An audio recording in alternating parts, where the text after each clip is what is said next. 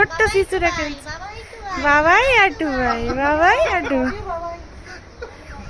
Hello everyone, welcome to my daily vlog. Mandarmani day 2-তে সকালবেলায় সমুদ্রে ঝাপাঝাপি করে লাঞ্চ করে একটু রেস্ট নিয়ে আমরা সি লিঙ্কের দিকে বেরোলাম। বেরোতে একটু লেট হয়ে গেল এখানে, তাই বলে রাখবো যে যারা মন্দারমণি সি লিঙ্ক মানে যে রাস্তাটা মন্দারমণি, তাজপুর, শঙ্করপুর থেকে দীঘার দিকে যাচ্ছে, ওই নতুন রাস্তাটা এক্সপ্লোর করতে চাও তারা অবশ্যই দিনের আলো থাকতে থাকতে বেরিয়েও তবে উপভোগ করতে পারবে।